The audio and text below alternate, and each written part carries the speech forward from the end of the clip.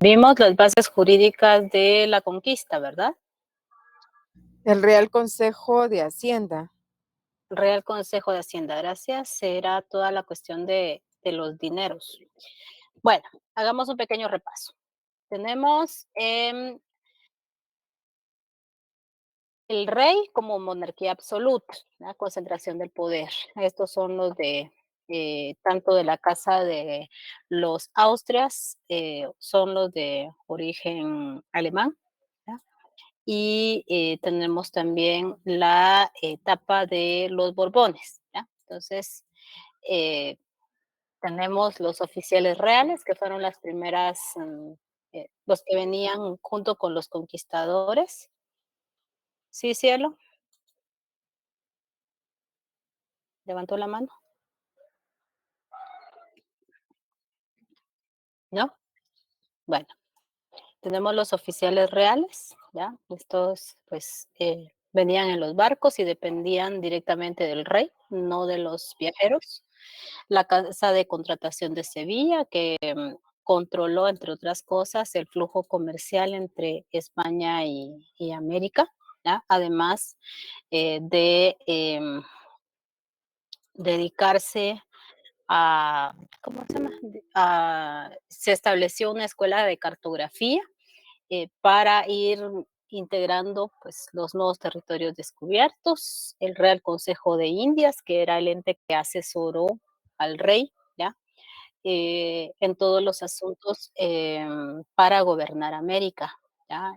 Tanto jurídicos, políticos, sociales, ¿ya? Y las, ¿cómo se llama? Las sentencias que emitía pues eran definitivas.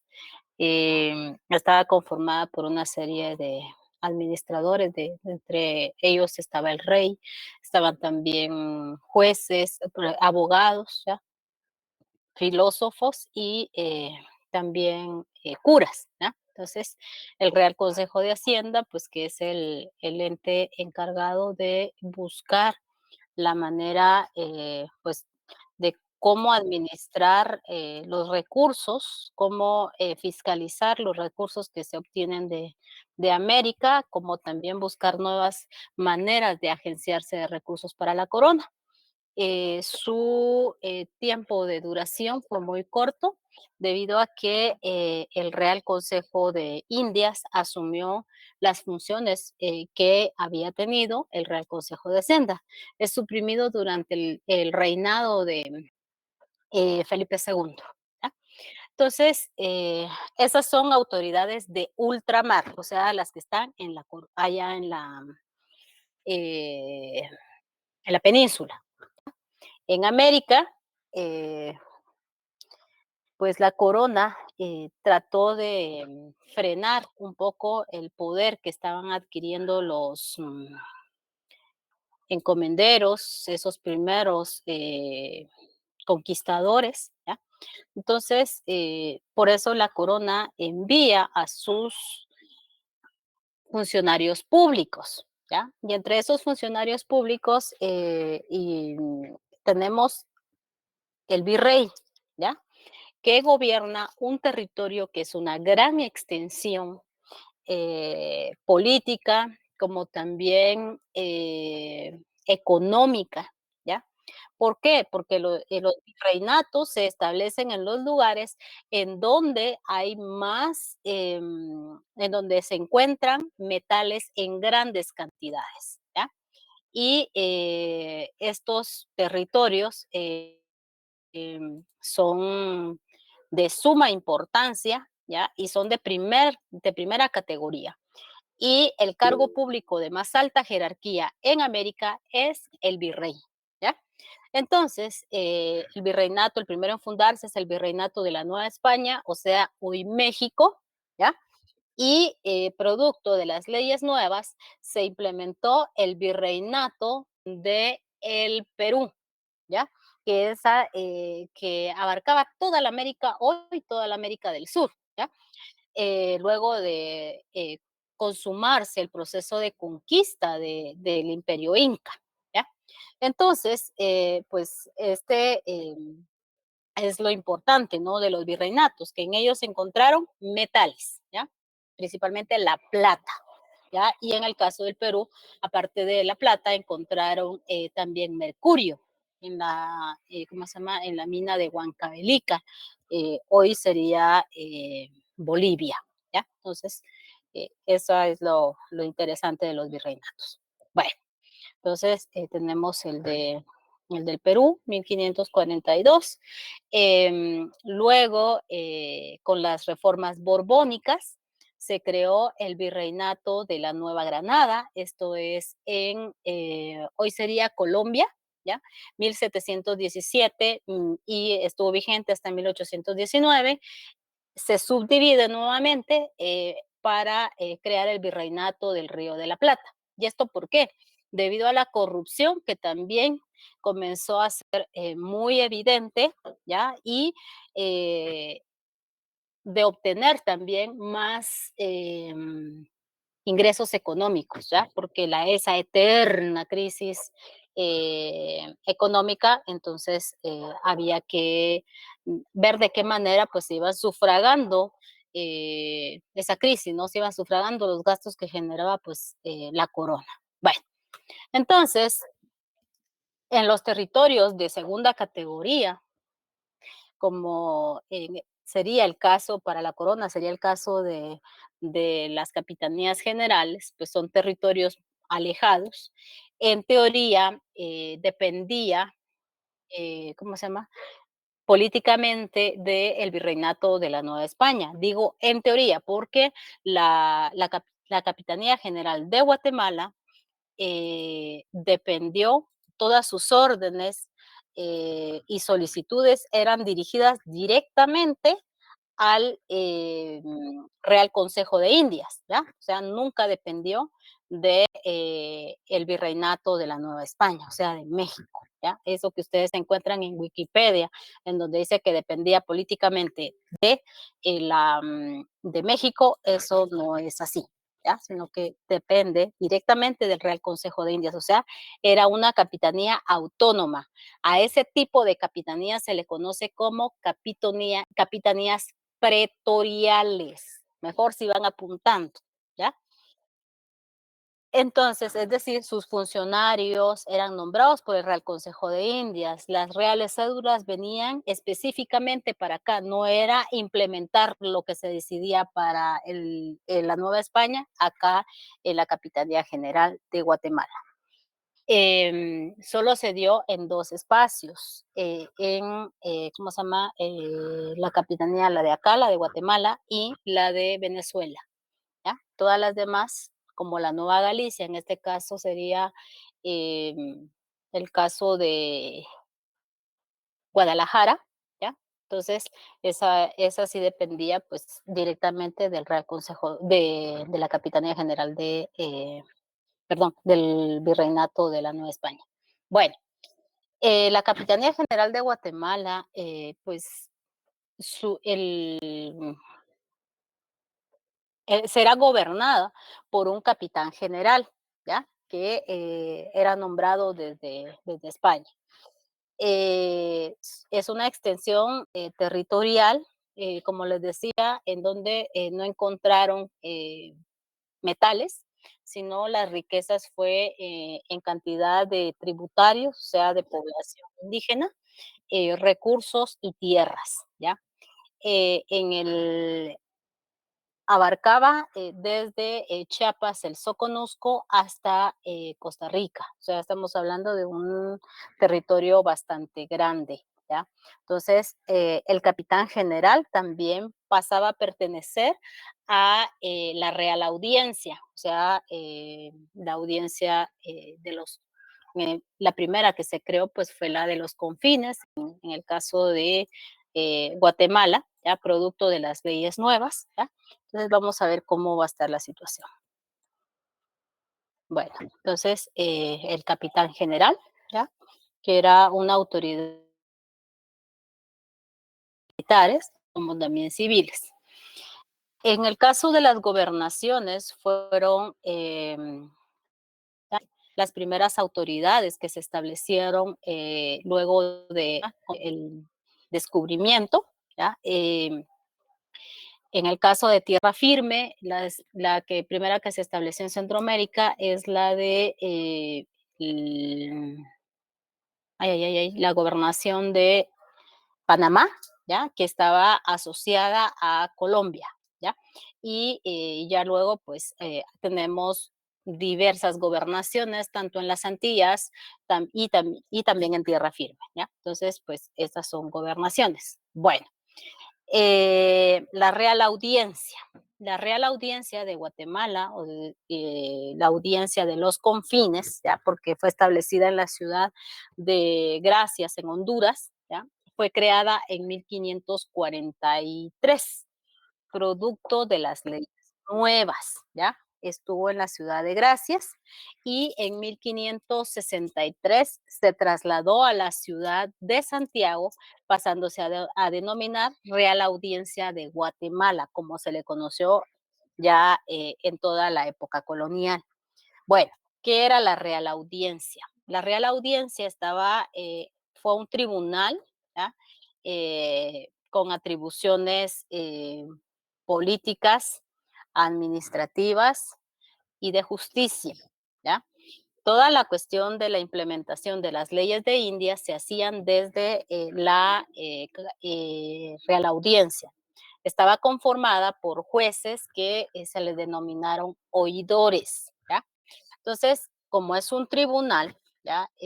Por ejemplo, en un juicio que vemos en la actualidad, tenemos, ¿cómo se llama la parte que acusa?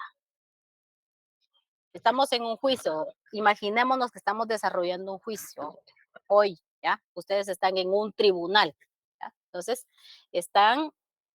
¿qué oficio? Sí, es al Ministerio Público, pero ¿cómo se llama la persona del Ministerio Público que acusa? La fiscalía.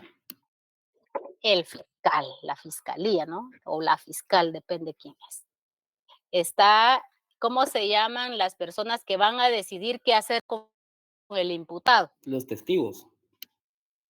No, No. El juez, perdón. no, los jueces, ya, pues los jueces, ¿no? Entonces, pues un juicio, como se conoce ahora, pues situación similar era en la época colonial. O sea, qué tan moderno es nuestro sistema, ¿no? Si tiene sus antecedentes ahí, ¿ya? Entonces, pues ese era el oficio de los jueces que pertenecían a la Real Audiencia, ¿ya? Por eso su oficio era oír y en base a las leyes iban a decidir. Para eso sirvieron aquellas recopilaciones de leyes de las que estuvimos hablando, ¿ya? Entonces, pues estos jueces, sus decisiones eran basadas en ley, en teoría, y la población indígena que era acusada o que hacía alguna solicitud ante la Real Audiencia, pues era representada por la iglesia, ¿ya? ¿Por qué? Por la protección que debían de tener sobre la población indígena, ¿ya? Entonces, pues bueno, esta fue la sede de la primera Real Audiencia, esta es en la ciudad de Gracias, en Honduras, ahí eran los confines, ¿ya? Y pues tenemos más algunas ilustraciones de cómo eran los jueces de la Real Audiencia, ¿ya? Y las sentencias que emitían, ¿no? Bueno, entonces, pues la de acá pues se trasladó en 1563 a la ciudad de Santiago, o sea, la hoy antigua Guatemala, ¿ya? Y pues ya pasó a denominarse pues la audiencia, la Real Audiencia de Guatemala. Y se llama Real Audiencia porque su nombramiento era real, pues, y se emitió su real cédula para la creación, ¿no? Y el fin de la Real Audiencia y de todo eso era hacer sentir la presencia del rey o de la corona en América, en este caso en el Reino de Guatemala.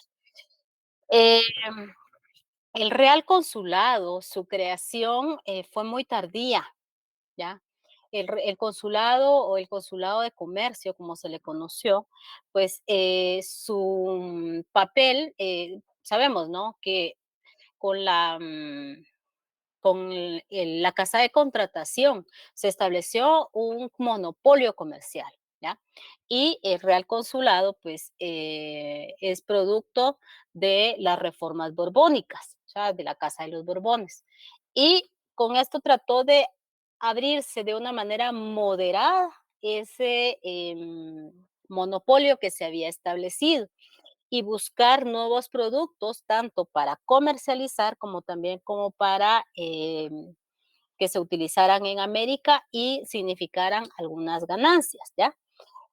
Su funcionamiento fue muy corto, el tiempo en que entró en vigencia, porque entró en vigencia en 1793, y pues, vemos en el caso de Guatemala, pues los procesos de independencia culminaron en 1821, ¿ya? Entonces vemos de que fue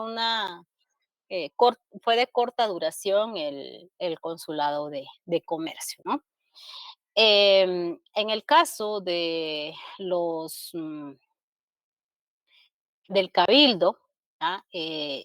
Vemos que la corona envió a sus funcionarios públicos hacia América.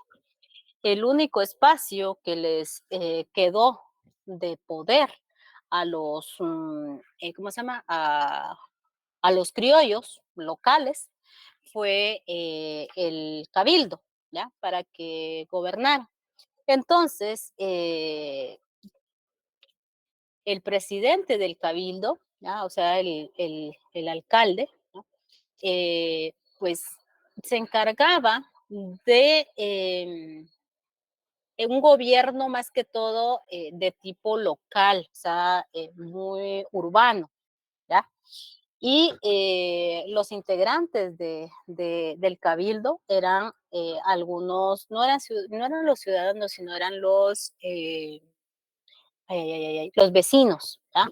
Y estos vecinos, pues, tenían que ser criollos, ¿no? Entonces, alrededor del cabildo, pues, pertenecer al cabildo también significaba, pues, un ascenso social, ¿ya? Entonces, las familias, sabemos quiénes son los criollos, ¿verdad? A ver, ¿quiénes son los criollos? Vayámonos entendiendo en ese sentido. Los criollos son los hijos de los españoles nacidos en América, ¿ya? Entonces, pues estos mantenían cierto resentimiento con los peninsulares. ¿Y quiénes eran los peninsulares? Pues los funcionarios públicos, ¿ya? ¿Por qué? Porque la corona los había frenado para que no ocuparan cargos públicos, ¿ya? Entonces, por eso es de que hay un libro que hizo un autor que se llama Severo Martínez, que escribió el libro que se llama La Patria del Criollo. ¿Por qué? Porque los criollos, pues, tuvieron acceso al poder económico, eso no se discute, más no al poder político, que significó, pues, la administración colonial. Entonces, fue creciendo un poco ese resentimiento, porque ellos añoraban tener los mismos derechos que los peninsulares, o sea, que sus padres, que fueron conquistadores, ¿ya? Pero ellos no podían irse o sea, a la península, ¿no? Entonces, por eso esa añoranza, por esa patria que tanto ellos querían, pero que no los quería ellos, ¿ya? Entonces, por eso es la patria del criollo. Es una obra muy, muy importante, ¿ya? Para quienes les interese, pues se las puedo compartir porque está en PDF. Y ustedes van a leer unos pequeños capítulos acá, ¿ya? Pero si quieren leer todo el libro, pues ahí está disponible. Bueno, entonces, de ahí a que las familias utilizaran el cabildo como una especie de ascenso social. Bueno, entonces, ¿conocen este espacio en la antigua?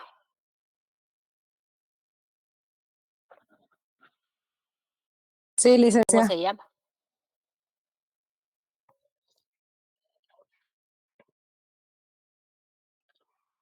A ver,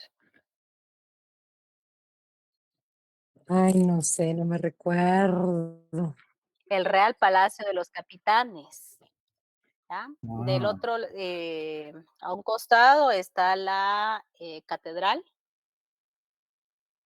al frente está el portal de las panaderas y del lado contrario está el ayuntamiento, ¿ya? Ese es el trazo de un pueblo a la española, ¿ya? Y si ustedes se dan cuenta, la mayoría de los pueblos están trazados a la española.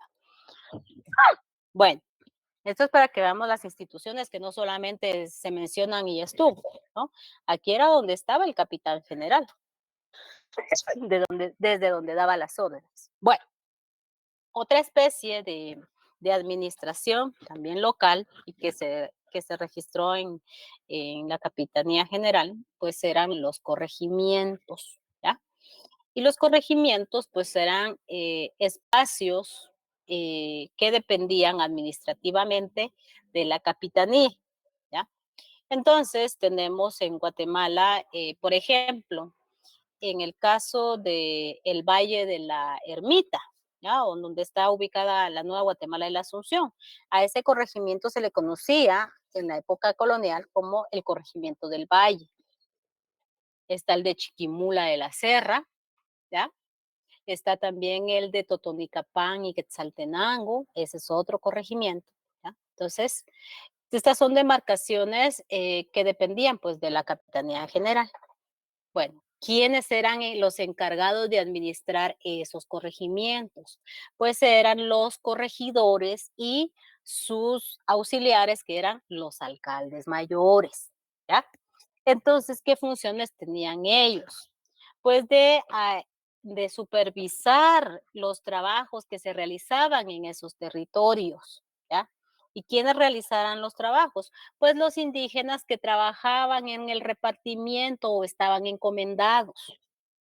Entonces, estos señores tenían como función también la recolección de los tributos, el tributo que se pedía una vez al año, ¿ya? Y que eran una serie de productos que ya los vamos a ver ahorita cuando veamos la encomienda, ¿ya? Entonces, además, estos señores se encargaron de también de explotar, ¿ya?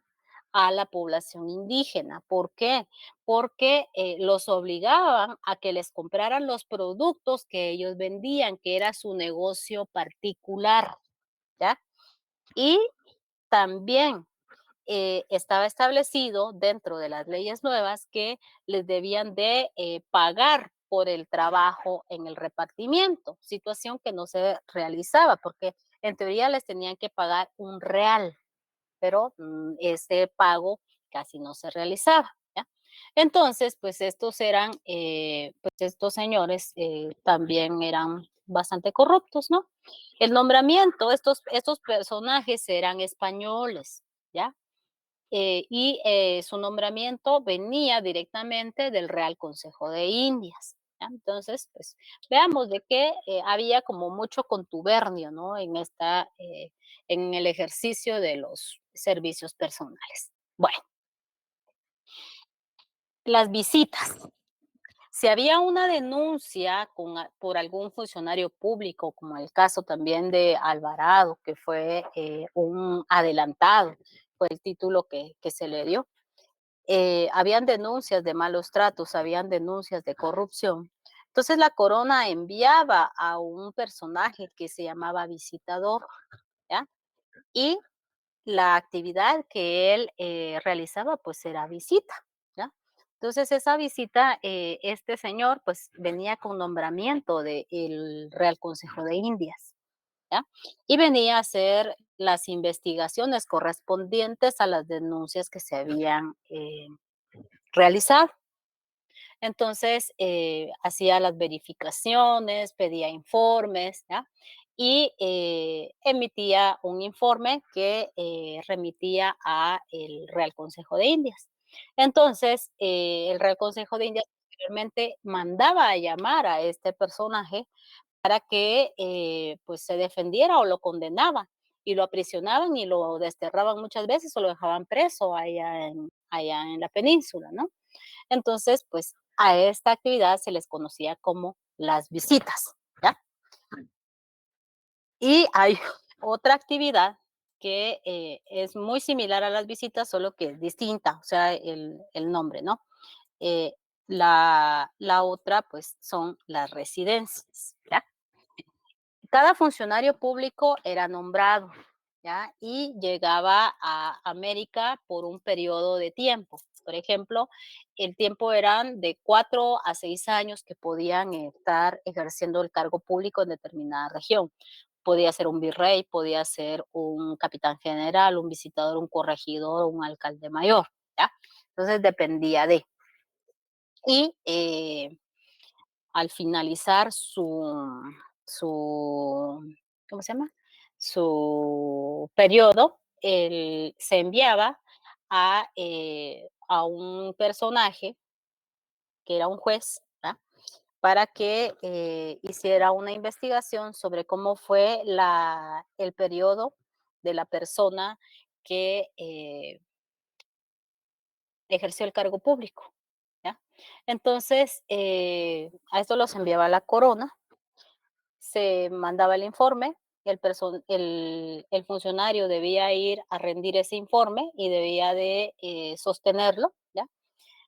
Si aprobaba la fiscalización que se realizaba, entonces el funcionario podía decidir o regresar a la península o optar para otro cargo público en cualquier otra región para que fuera nombrada. O elegía quedarse en algún lugar en donde haya hecho algún capital. Y muchas familias criollas, ¿ya? Establecieron relaciones comerciales, establecieron matrimonios estratégicos, o sea, matrimonios a conveniencia, con algunos hijos de estos funcionarios o con el mismo funcionario que enviudó y se casó con algún criollo acá. Entonces, pues se quedaban, ¿ya? Entonces tenían esa libertad. Ahora si no, pues eran apresados, ¿ya? Y también pagaban un impuesto por ocupar un cargo público, ¿ya? Entonces, pues eran las opciones que tenían estos personajes. ¿Ya? Entonces, ¿alguna duda, alguna pregunta hasta acá? ¿No? Bueno, entonces, bueno, hasta aquí llegamos con ese tema y ahora iniciamos con el siguiente.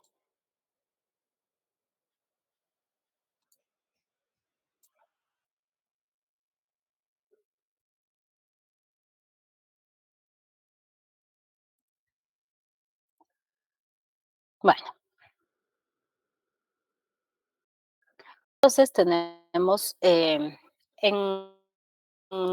estuvimos hablando en las bases jurídicas de la conquista sobre ¿cómo se llama? La encomienda, ¿no? Y el repartimiento, que son dos instituciones de trabajo, ¿ya? Que fue muy enlace, ¿ya? Para que descarguen un documento que nos va a servir ahorita, ¿ya? Bueno, empezamos pues. La encomienda, pues es una institución de trabajo que se implementó en América, pero que es de origen pues medieval, ¿ya? Entonces, la encomienda pues era un reconocimiento que la corona le entregaba a un español por haber participado en la conquista o que tuviera, a eso se le conocía como los méritos de conquista, ¿ya? Entonces, era también una Mercedes real, ¿no? O sea, son esos reconocimientos. ¿En qué consistía? Se le entregaba a un grupo de indígenas, a este encomendero, a este señor que pasó a denominarse encomendero, ¿ya? Para que los explotara, ¿ya? Para que se aprovechara del trabajo de ellos. A cambio, debía de instruirlos, debía de evangelizarlos en la fe católica, ¿ya? En la primera etapa de 1524, 1542, antes de las leyes nuevas, ¿no? Entonces, y que recuérdense que acá todavía no era muy regular el flujo de sacerdotes hacia Guatemala, ¿no? Entonces, pues los encomenderos asumieron esa, ¿cómo se llama? Esa actividad, de evangelización, pero casi nunca se cumplía, ¿no? Sino que lo que sí se cumplía, pues era una explotación muy fuerte. Y esto repercutió pues, en un dramático descenso de la población, ¿no? En muertes, ¿no? Eh, bastante recurrentes. Entonces, pues casi la evangelización nunca se dio. Entonces, acá pues debía de darles pues vivienda, debía de instruirlos en la fe católica y también debía de darles alimentación. Eso era en teoría. En la práctica fue pura explotación de la población indígena, ¿no? Bueno, entonces, como esta es una ilustración que obtuve de cómo funcionó el sistema pues en el área mexicana, es una infografía sobre el trabajo. Entonces tenemos ya ¿cómo se llama? Un pueblo que se comenzó a trazar a la española. ¿Ya? Entonces, estas son las viviendas de los españoles. ¿Ya? Y acá, pues, los pequeños ranchos en donde vivía la población indígena, ¿no? Entonces, aquí tenemos a un vigilante, ¿no? Y al encomender, ¿ya? Y a un cura. Entonces, estos son los espacios en donde trabajaba la población indígena, ¿ya? Entonces, y pues, aquí tenemos pues a los cargadores, que el oficio se les conocía como tamemes, ¿ya? Los cargadores. Entonces, pues bueno, ¿qué está sucediendo? ¿En qué repercutió esto? Pues en una explotación sistemática de la mano de obra, ¿no? Bueno, ¿cómo se sabía quiénes tenían que participar en este trabajo? Pues era la población, o sea, todos cuántos le pertenecían a cada uno. Pues se dio por medio de un censo que se llamaba tasación, ¿ya? La tasación, pues, establecía primero la cantidad de indígenas que se repartían, o sea, que eran de encomienda, ¿no? Y el tipo de trabajo que debían de realizar, y también el tipo de tributo que debían de entregarle al encomendero, ¿ya? Entonces, estas tasaciones, ¿ya? El primer padrón que se tiene conocimiento para el Reino de Guatemala fue elaborado en 1532, ¿ya? Y funcionó así durante toda la época colonial. Entonces, vamos a ver en la práctica cómo era la situación. Esta es la encomienda que ustedes tienen en ¿cómo se llama? En el documento. Ya lo descargaron, ¿verdad? Entonces, vamos em, a trabajar con el documento. ¿Ya lo tienen a la mano? Sí, licenciada. Muy bien. Bueno, no la vamos a leer toda, pero sí vamos a leer algunos casos especiales que nos van a ayudar a entender cuando les hablaba de encomiendas de una vida y de dos vidas. Encomienda es la que se comenzó a implementar después de la llegada de Cerrato. ¿Se recuerdan quién fue Alonso López de Cerrato? A implementar acá.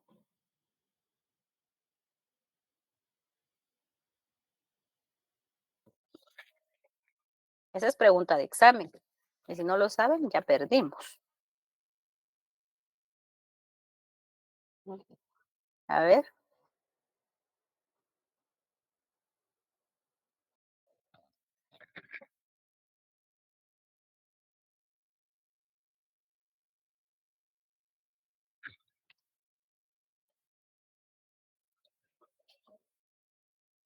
Y esa pregunta vale 10 puntos para que la diga ahorita. Son bromas jóvenes, pero fue Alonso López de Cerrato, fue el gobernador que viene a implementar las leyes nuevas al Reino de Guatemala. Y eso ya se los había dicho. Mejor si lo van apuntando. Ya he visto que no apunta. Bueno. Estos son los nombres de los pueblos. Tributarios, estos son los indígenas que están encomendados, o sea, que pertenecen a la encomienda. Este es el encomendero, o sea, el conquistador a quien le fue entregada la encomienda. Y estos son los tributos que debían de pagar en el mes de junio al encomendero.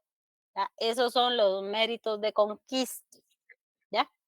Entonces veamos, pues, ¿quién quiere leer la de Aguacatán? Que es la número 1. Quítalo, por favor. Sí, dice Aguacatán. Ese pueblo, Aguacatlán, tributarios 200, encomenderos de Juan Celada, tributo anual 6 fanegas de maíz, una fanega de frijol, 600 plumas, 220 mantas, 8 docenas de gallinas, 2 fanegas de sal, 2 docenas de petates, 2 arrobas de miel, 10 indios de servicio cambiados por 200 tostones de plata y 4 indios para ganado. Preguntas.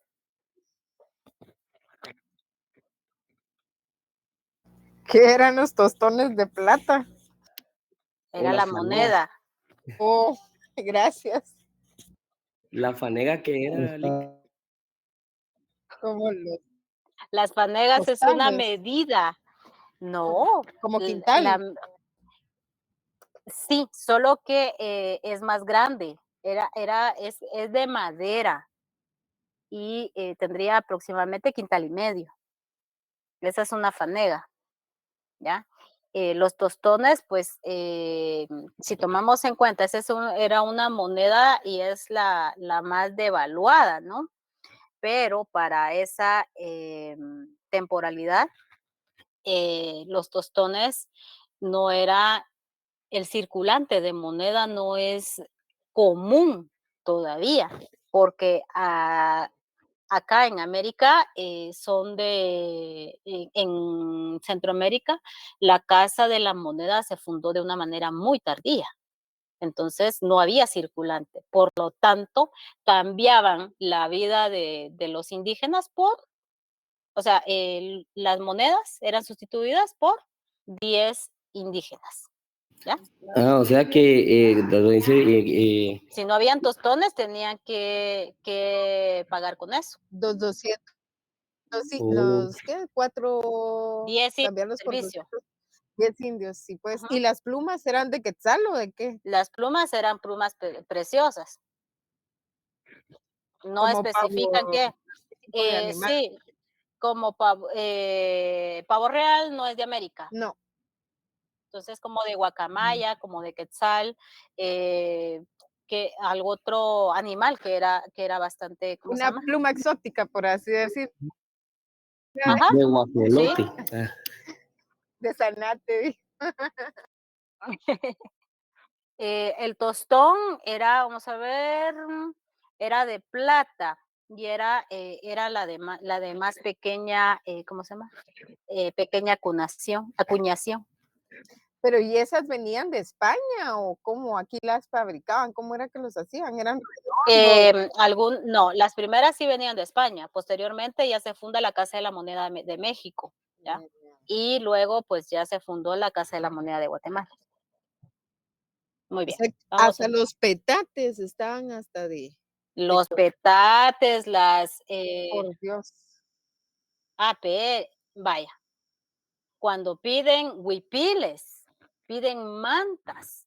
Y algo que se me olvidó decirles, es de que esta encomienda es en el área de los Cuchumatanes, es la tierra fría. ¿Ya?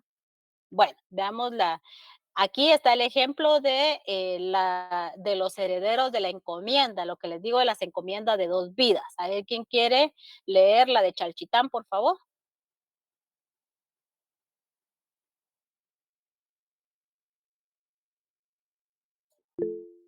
A ver, está Dylan. Pueblo Chalchitlán, tributarios 60, encomenderos Hernán Pérez e hijos de Alonso de Pulgar, tributario anual 2 fanegas de algodón, 80 mantas, 10 docenas de gallinas, 20 cargos de sal, 80 docenas de huevos, 4 indios de servicio, cambiados por 20 pesos. Muy bien. Entonces, veamos aquí. Hernán Pérez es conquistador, pero aquí ya murió Alonso de Pulgar y él le encomienda a sus hijos. Entonces, de este grupo de 60 debía de tributarles esta misma cantidad a cada uno, ¿ya? Entonces, y esto se pagaba en el mes de junio. Bueno, veamos, vamos a ver otro ejemplo, no las vamos a leer todas, pero aquí vamos a ver Licenciada, pero aquí ya cambió a peso, ya no es... esta es de mayor, ¿cómo se llama? Es de mayor denominación la moneda. Correcto, ya no son los tostones. Los tostones es una fracción de peso, es como un cuarto Sí, porque aquí y ahí piden los pesos. En el del anterior peso, era del todavía peso. el tostón. Ujú. Cuilco, leamos la de Cuilco. A ver, Nancy, ¿va a Vale. preguntar algo? Sí, le iba a preguntar algo, pero lo voy a leer también, pero es que sí yo he escuchado, no me recuerdo, en algún momento escuché a alguien que hizo el comentario, eso sí, un tostón, ¿y eso qué es? 25 quetzales, es un como equivalente a 25 quetzales. Y entonces, pero no me explicó por qué, fue hace mucho tiempo y ahorita tiene sentido con lo que usted dice, porque es un cuarto de lo que era Es- un pez. Sí, tuvo que haber sido de alguien grande que me dijo Sí, eso. Bueno. ¿cuánto vale tu no sé qué? Un tostón. Entonces, esto es como un lenguaje muy antiguo, pero que tiene mucha lógica, ¿no? Y Ah, que dependiendo de dónde se críe uno, pues va tomando un poco de eso, de ese lenguaje de nuestros abuelos, ¿no? Licenciada, A ver, sí, no me me recuerdo. quedó la duda, ¿las mantas eran de qué material? ¿De algodón de algodón. selva? ¿De qué? No ¿Algodón? especifica, hasta ese sentido no le puedo especificar, Ajá, porque pero podían ser, sí, el algodón no es Lo que pasa nativo. es que depende de la Es que región, porque depende de la el región. algodón no es guatemalteco, es una planta introducida. Entonces, lo único que había aquí como para algodón sería tipo la ceiba, por ejemplo, u otro tipo de animal. de ceiba y también, ¿cómo se llama? Lana, Y lana lana, de los animales, lana. ajá. Por eso me surgió cuando me dijo lo de manta, porque dije, híjole, entonces tendrían que haber ido, o sea, en épocas específicas que la ceiba esté sacando algodón. Era Pero la el única, algodón ya había sido introducido ya por los ya lo habían españoles. traído para esas épocas. Sí, sí. Ya. Lo que sucede es de que, miren, jóvenes, la conquista va en todos los sentidos. Hubo una, ¿cómo se llama? Una investigadora en México que hizo una tesis doctoral solamente de alimentos que vinieron de otros países y de lo que aporta América también para el mundo en la época colonial. Y fue un trabajo que hasta hambre daba a la forma en que comenzó a explicar, pero eso ya es otra cosa, no salgamos del tema. Vamos pues. Vaya. Cuilco dice, 290, me imagino que son los tributantes. Hernán Sí, Gutiérrez de Gilvara y Hernán Méndez de Sotomayor.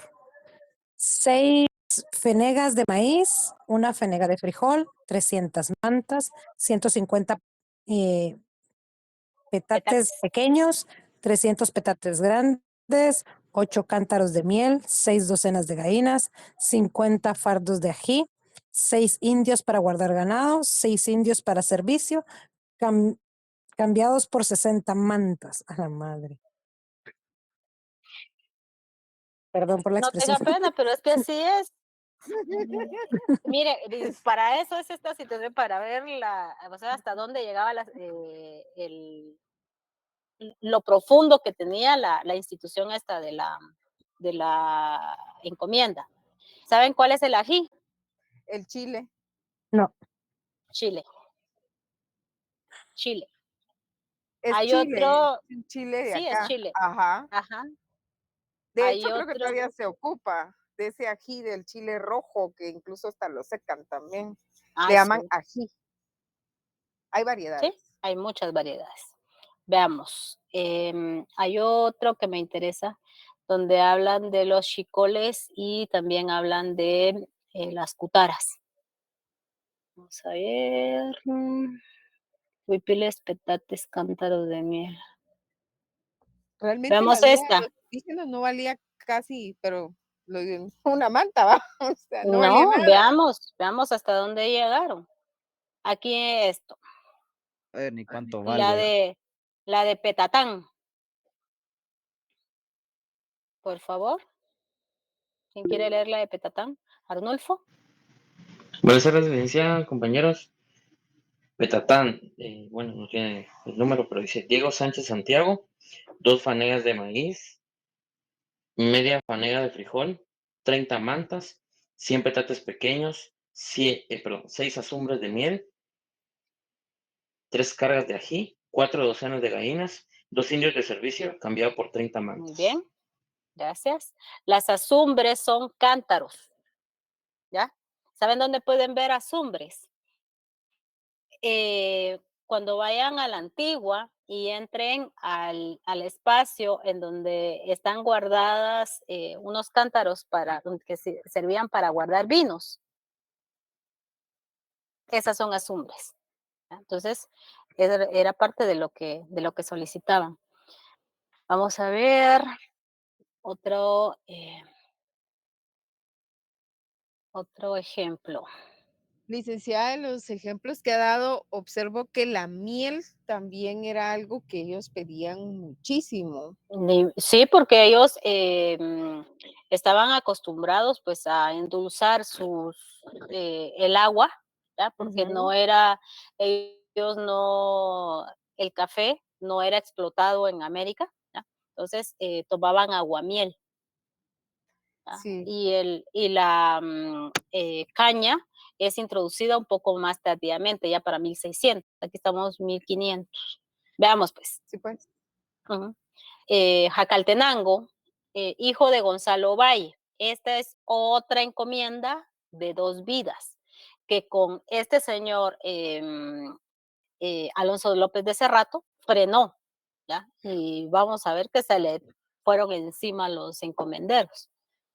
A A la ver, por licenciada, favor. pero ahorita ir a Jacaltenango es como casi que al mismo tiempo ir a Petén, imagínense en ese tiempo. Y Es debían de llevar, horrible, quedan lejísimos. pero tenía Mm. que llegar a cobrar la encomienda, ¿no? Ah, Veamos pues. ¿Quién quiere leer esto? si quiere lo leo. Por favor. Jacaltenango, 500, hijo de Gonzalo de Obay. 12 fenegas de maíz, 1.5 fenegas de frijol, 4 fenegas de frijol otra vez, Ujú. 4 fenegas de algodón, 400 mantas, 50 chicoles, 100 manteles, 10 docenas de gallinas, 80 petates pequeños, 4 petates grandes, 3 fenegas de trigo cambiados por 50 mantas, 6 fenegas de sal, 12 jaquimas, 2 arrobas de miel, 25 cargas de ají, 12 petacas, 12 chicubites, 6 indios de servicio. Madre santa, qué montón. Si eran 500 tributarios. Ahora veamos, aclaro qué son estas cuestiones. En Sí, el caso de los chicoles, estos son una especie de vestido, de manta. ¿Cómo se llama? tipo Se huipil. utilizaban mucho. No, no, el huipil llega a la cintura o un poquito abajo. ¿Cómo se llama? El chicol es más que llegaba a la rodilla. em, donde las jaquimas son esos arneses, hoy serían los sinónimos de arneses para los caballos, y eran de cuero, Mm, ¿ya? ¿Qué otra? Los chicubites, estos eran una especie de kite, ¿ya? Por eso los piden, ¿cómo se llama? Los pedían en pares, ¿ya? Entonces, son como los kites, ¿ya? Entonces, pues bueno, ya los demás, pues ustedes tienen ahí para seguir explotando. ¿Alguna duda con respecto a la encomienda? O sea que ahí ya también ya curtían cuero para lo de los Sí, kites y claro. todo eso. de los caballos también. Sí, Wow, qué peligroso. Ya ni me sí. imagino cómo lo debían de haber curtido, porque eso quiere su ciencia para Es esa que época. eran científicos y recuérdense que mucho del conocimiento que venía arrastrándose de la época prehispánica, o sea, todo el conocimiento se mantenía, pero también aprendieron y les tuvieron que enseñar cómo hacer estas cosas, ¿ya? Y también, si las ciudades de Antigua hoy nos impresionan, las ciudades como el de León en Nicaragua, todas esas cuestiones, ¿quiénes construyeron esas ciudades? Fue la población indígena, ¿ya? Entonces todos ellos tuvieron que aprender. Uno de los mayores maestros en la cuestión de la construcción en la antigua Guatemala que dirigió, por ejemplo, el convento de Santa Clara y las Capuchinas, fue Diego de Porres. Y Diego de Porres es una mezcla entre, ¿cómo se llama? Esclavo, ¿ya? O sea, sus padres era hijo de una esclava y de una indígena, de un indígena y de un esclavo. Entonces vemos de que fue muy respetado porque aprendió muy bien toda la cuestión de la arquitectura. ¿Ya? Me llama la atención el apellido porque me hace como referencia a San Martín de Porres. Sí. ¿Por qué Me cree? llama la atención, o sea, ¿Por qué siento cree? que ya como que la cristianización de una vez le daban un apellido de santo. Sí. Eso es Incluso a muy los pueblos también, espérame, cuando veamos los pueblos de indios, se le interesante. ponía un nombre español y un nombre Santo Domingo, Xenacoj, por ejemplo. No lo había pensado así. Así era. Veamos las encomiendas. Ahora veamos la otra era la encomienda, ahora veamos el repartimiento. El repartimiento esclavista, el primitivo, como le llama Severo, y ustedes lo van a leer, tenía que ver con la abolición de la esclavitud, que en teoría estaba prohibida la esclavitud ¿cómo se llama? De 1524, ¿no? Hasta 1542, cuando estuvieron vigentes las leyes de Burgos, en teoría, pero en la práctica se mantuvo. Porque si ustedes se recuerdan en el documento que legalizó la conquista, a ver cuál es. Esto ya lo vimos. Si es pecado mortal, les voy a implementar los más grandes tormentos si no Las contestan. bulas. No. El documento que legalizó el proceso de conquista. Se deriva de las bulas, sí. A ver. Lo peor es que no lo encuentro, ya sabes, dijo, La esta es pregunta de capitulación. examen. Les dije que les voy a influir los mayores tormentos, como me dice el mismo documento. Las capitulaciones, Lee. A usted le voy a implementar el Tribunal de la Inquisición. A ver, jóvenes. Aquí me ponen el proceso de descubrimiento. Sí, el proceso de descubrimiento, pero forma parte pero no es eso. Les estoy hablando de documento que legalizó la conquista. El Tratado de Torcedillas. No, para nada. El Tratado de Tiene que Tordesillas ver con Juan López Turcios, doña. partió, no es que no me tienen que adivinar, y eso ya lo El leímos, hasta requerimiento. ustedes lo tienen. El requerimiento. Exactamente. Ay, Dios, jóvenes. Les dije, Los 10 puntos. apunten y no apunten. Pero sí tiene que ver con Juan López Turcios, ¿va? Algo así. López, No, me no, confundí se me no, de confundió. Palacios, de Palacios. Ah, sí, Juan López de Palacios Turcios diciendo, es que tenía la idea, pero como lo tengo en la presentación que llevo aparte, no me recordaba bien el nombre, pero ¿Y sabía su que más o menos cuaderno? por ahí Me imagino que tienen cuaderno, ¿verdad? Fíjese que yo lo voy metiendo de una vez a la compu, en un PowerPoint. Sí, pero mejor también vaya apuntando, porque, Ah, va. porque El cuaderno no lo tiene a la mano. Si usted no tiene a la mano la presentación, estamos perdidos. Licenciada, es Ah, que lo ok. apuntamos, pero entre tanto que apuntamos, ya a la hora de la hora no lo encontramos. Pero yo les dije, el documento que legalizó. Sí. Bueno, vamos pues. Entonces, en el requerimiento se establece de que quien se oponga a la autoridad del rey, a la autoridad de Dios, a lo que manda la Santa Iglesia y del conquistador, pues entonces se le va a esclavizar. Y dice, entonces yo llegaré, los tomaré y les influiré, les pondré los más grandes tormentos. Y eso dice el requerimiento, ¿no? Y ustedes lo leyeron. Bueno, entonces se les podía esclavizar, ¿ya? ¿Por qué? Porque era justo hacerle la guerra a los infieles, ¿ya? Entonces se les esclavizó. Y esto pues causó pues la disminución, toda esa explotación del trabajo. El repartimiento, a diferencia de la encomienda, es una institución de trabajo, ¿ya? Y en esta primera etapa es esclavista, o sea, esclaviza a las personas. Cuando viene este señor Cerrato, Alonso López Cerrato, la situación tiene que cambiar. Aquí se repartieron, en esta primera etapa se repartieron indígenas y se reparten tierras, ¿ya? ¿Por qué? Porque estos españoles pues tenían derechos de conquista, ¿ya? Eran merecedores de sus mercedes reales. Luego de las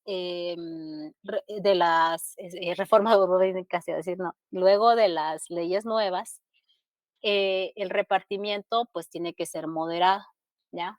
Ya se crearon las reducciones o los pueblos de indios, porque así se les conoce, ¿ya?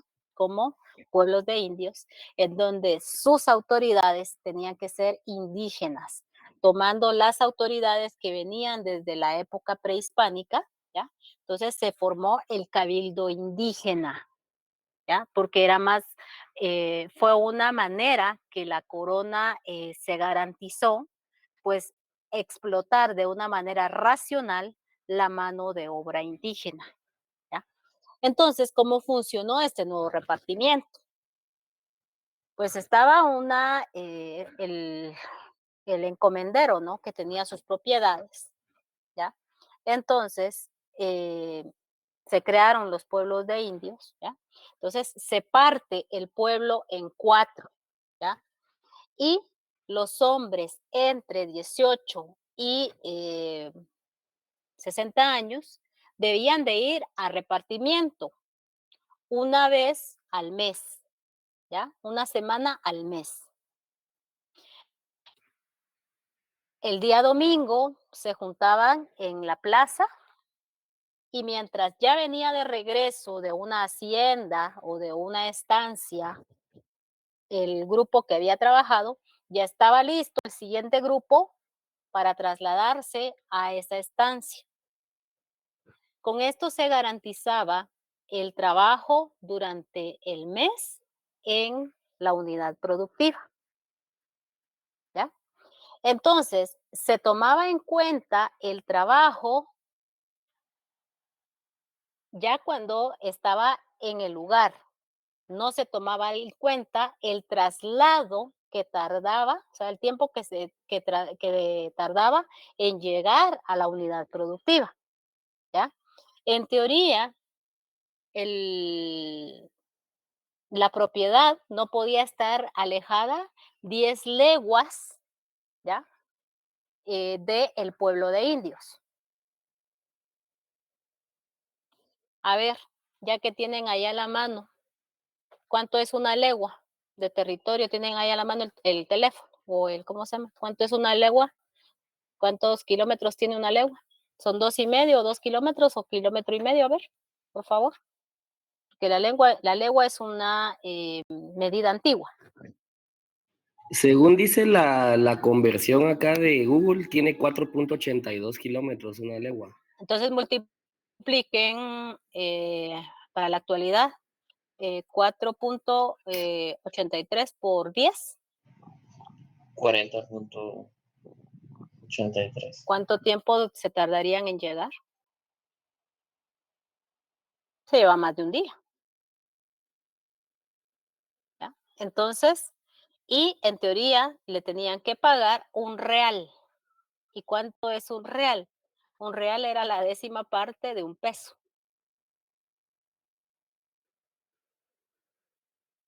Pero eso no se cumplía. Entonces, tanto por la corrupción como también por ¿cómo se llama? La escasez de metálico en la primera etapa. Entonces, pues, esa es con respecto al trabajo del hombre, ¿ya? ¿Qué pasaba con el resto del mes? ¿Qué hacía el resto del mes? Pues no crean ustedes que se la pasaba, pues, rascándose la barriga, para nada. Tenía que ir a las tierras comunales o a las tierras ejidales a reproducir sus medios de vida, o sea, lo que iba a utilizar para su familia, ¿ya? Y para juntar, para pagar el tributo, ¿ya? O sea, tenía que ir a cultivar. O tenía que ir a trabajar a la construcción de la ciudad de Santiago, ¿ya? Entonces, era una situación bastante fuerte. Además de que debía de trasladarse muchas veces hacia unidades productivas más lejanas, ¿ya? Para hacer el trabajo. Y en el caso de las mujeres, pues ya vamos a ver qué sucedía, ¿ya? Entonces, todo ese trabajo funcionó durante toda la época colonial, ¿ya? Luego ya se modificó en alguna medida ya durante la época de la República Federal, siguió manteniéndose, ya no con el nombre de repartimiento, pero sí bajo otra denominación.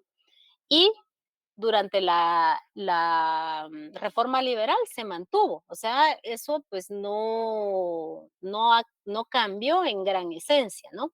Solo se le cambió de nombre. O sea, como decían los abuelitos, la misma mica con diferente montera, ¿ya? Y ¿en qué temporadas debían de ir a repartimiento? Pues era de una manera sistemática, ¿ya? Principalmente en los tiempos en que debían de ir a limpiar el terreno, preparar la tierra para la siembra, la época de cosechar, ¿ya? O algunos pues debían de trabajar dentro de las casas, ¿no? Los indígenas que trabajaban dentro de las casas se les conocían como naborías, ¿ya? Que algunas veces fueron esclavos y fueron liberados. Entonces había una variedad distinta de repartimientos. ¿Alguien levantó la mano? ¿Iba a preguntar algo? ¿No? Una montera. Una montera pues es ¿cómo se llama? Un tipo de propiedad, ¿ya? Pero que no es tan extensa. Y la misma mica con diferente montera, o sea, es el trabajo, ¿no? O sea, es la misma, parte de lo mismo, solo que con diferente nombre, diferente denominación, dicen los abuelos, ¿no? Bueno, entonces veamos el repartimiento, vamos a ver, aquí, esta era la encomienda, ahora veamos el ejemplo de repartimiento acá. Les decía que en el nombre bueno, veamos, ya voy a regresar a lo del repartimiento femenino. En el caso de qué diferencias hay entre cada uno. Primero, las dos semejanzas, ¿no? Las dos instituciones, encomienda y repartimiento, es explotación del trabajo de la población indígena. Eso no hay de otros, no hay pierdes. Las diferencias es en que uno debía de, ¿cómo se llama? De instruirlos en la fe, ¿ya? Debía dar instrucción y debía de dar vivienda. Y en el otro, en el repartimiento, únicamente era el trabajo, ¿ya? No había obligación ni de vivienda ni de evangelización, ¿ya? Eso es el punto que diferencia cada una de las situaciones. Bueno, ¿a dónde se dirigía el trabajo? A las haciendas de añil, al ganado, al trabajo para las haciendas azucareras, al trabajo doméstico, lo que les decía, a la minería y a la producción de trigo, dependiendo de las regiones. Recordémonos que la Capitanía General de Guatemala comprendía todo el territorio de Centroamérica, Chiapas y el Soconusco, ¿ya? Entonces, lo que se solicitaba en la ciudad, por ejemplo, en Guatemala, pues en El Salvador solicitaban repartimiento para trabajar en las haciendas añileras, o sea, en la producción de añil, ¿ya? ¿Y qué era el añil? Pues un colorante de origen natural, ¿ya? Agrícola, ¿ya? Y que era, la planta se llamaba jiquilite, ¿ya? Entonces tenía que trabajar en los obrajes de añil. Entonces, como en El Salvador no había una gran cantidad de habitantes, entonces solicitaban a Guatemala que lo surtiera, principalmente el corregimiento de Sonsonate, ¿ya? En el área de Sonsonate.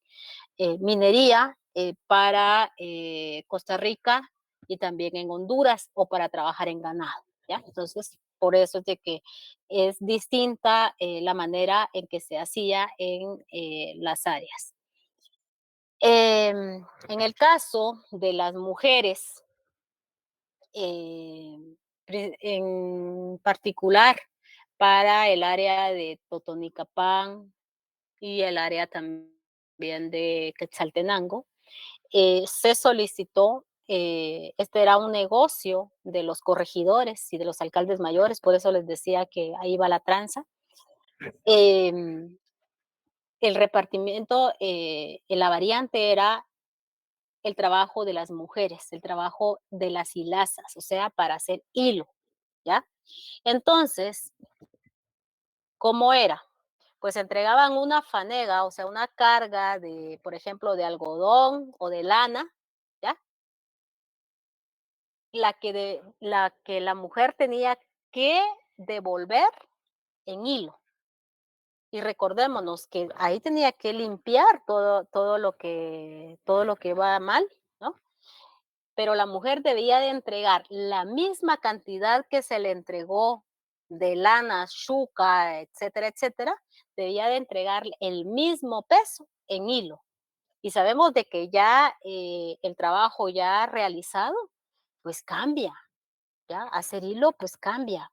Entonces tenía que ver la manera de suplir lo que se perdía.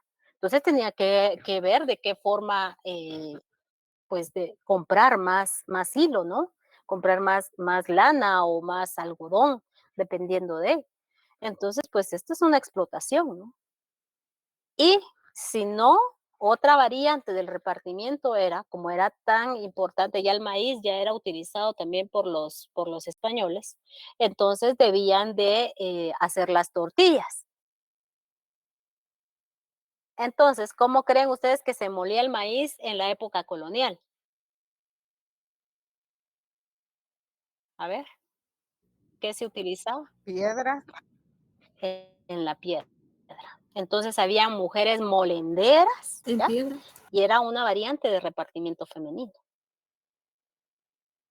Entonces, también se explotó a las mujeres, ¿ya? Entonces, además de la carga de la familia, cuando el hombre estaba en repartimiento, ¿ya? Debían de soportar, pues, la carga de este trabajo, ¿ya? Entonces, pues, vemos que es una explotación de todos lados. Y entonces, veamos, ¿ya? Para los textiles, ¿no? Y pues también recuérdense de las mantas. ¿Quién creen ustedes que hacía las mantas que debían de entregar en los repartimientos? Es trabajo femenino también, ¿no? Entonces ahí los distintos telares, ¿no? Ya luego pues ya fue introducido el mecánico. Entonces, bueno, entonces volvamos a este ejemplo que les puse acá. Aquí también tengo otro documento, pero no se los compartí. Este es el repartimiento de mercancías y esta es otra variante del repartimiento. Entonces veamos, 1641 en Huilco. ¿Quién quiere leer el resumen? Solo el resumen, la fuente no. Archivo General de Indias y este es Archivo General de Centroamérica. Ahí están los documentos para quienes los quieran ir a ver. A ver, por favor, ¿quién quiere leer? La de Huilco. A ver. José. Y Cielo lee el segundo. Ok, dice, resumen. El cura Juan de Mata pide que sea cumplida la ley que prohíbe que el gobernador de Chiapas reparta entre los indígenas efecto de comercio. Muchas gracias. A ver, cielo.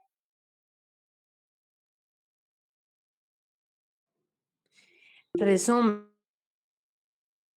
dicen que sus mujeres son molestadas por el alcalde mayor. Se ordena que los indígenas no se les reparta algodón para hacer hilados. Para hacer hilado.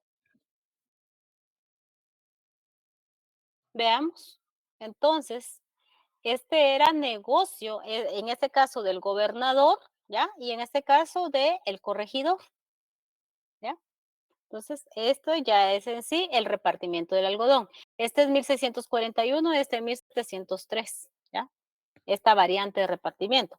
Y no solamente era eso, sino que también se les vendían vestidos a la española, en el caso de las mujeres, y eran obligadas a comprar esos vestidos, aunque no los utilizaran porque ellas utilizaban su traje.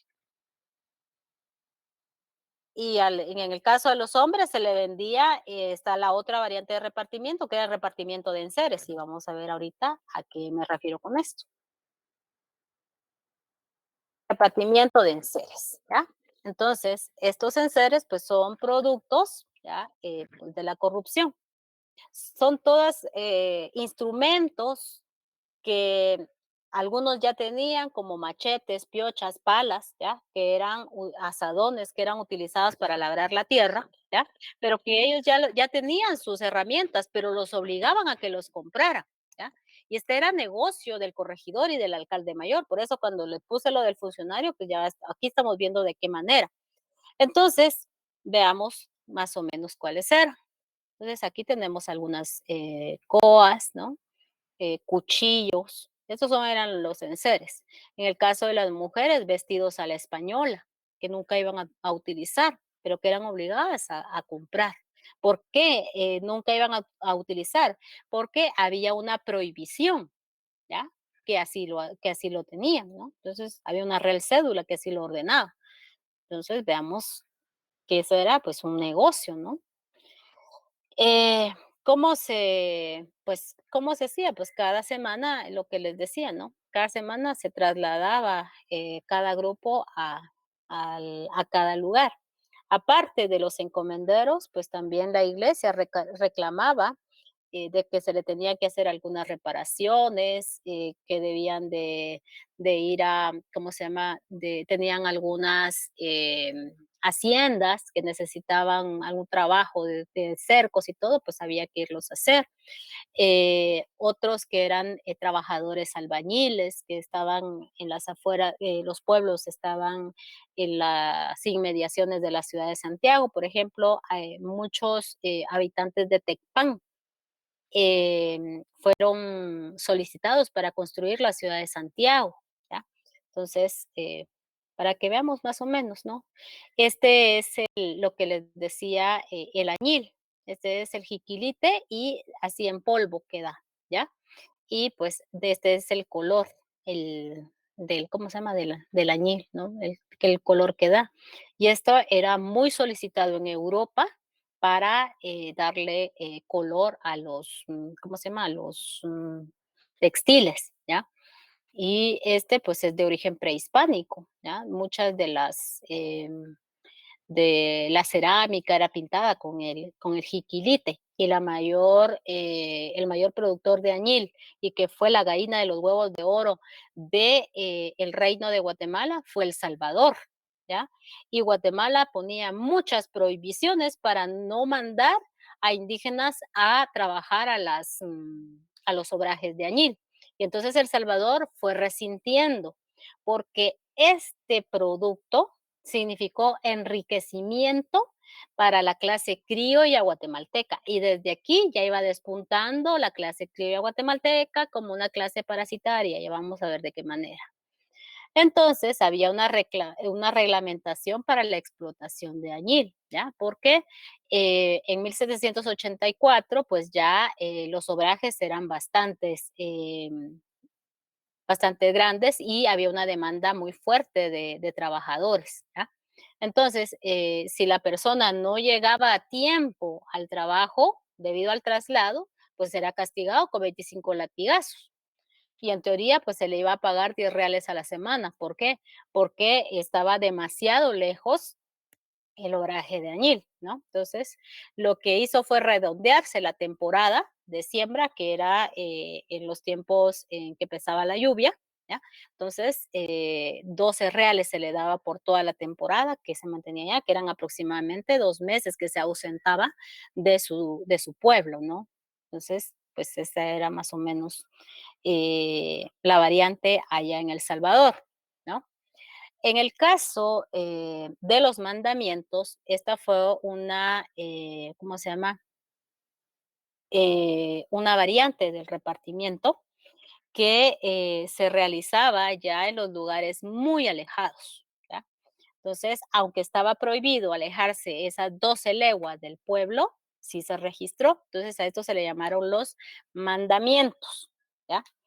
Em, esta, pues, fue la de mayor duración, ¿ya? Y que se mantuvo hasta bien entrado el siglo XIX, ¿ya? Incluso con lo que les decía, posterior a la, ¿cómo se llama? Al proceso de independencia, ¿ya? Y fue reclamado para la apertura de caminos, ¿ya? Entonces, esto se le denominó mandamientos, ¿ya? Entonces, pues yo lo dejaría acá. No sé si tienen alguna duda hasta el momento.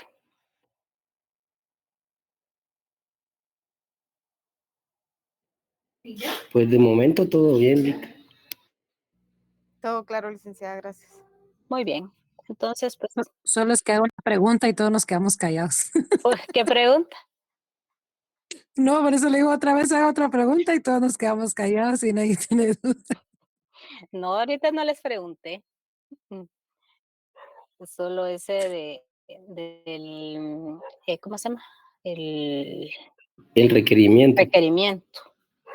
Si no ya les dije que les voy a influir. ¿Cómo es? Les voy Ahora, a... pero es que esa sí la voy a tener fijo ganada en el examen, esa respuesta. Bueno. Esta me la va a pintar en el brazo. Ay, no. Pues lean, jóvenes. El examen, a ver, el examen, qué bueno que lo mencionaron, va a ser del capítulo 1 al capítulo 10, a donde dice clases y capas sociales en la colonia. ¿Por qué plataforma lo vamos a hacer? Por el, ¿cómo se llama? Moodle. Por favor, ingresen y es posible que la otra semana hagamos un simulacro. Ya ni les voy a decir qué día. Solo va a ser como de 5 preguntitas así de 1, 2 y 3 y ya estuvo. ¿Ya? Por favor, vayan leyendo y que tengan pues buen fin de semana. Nos vemos el próximo día de clase.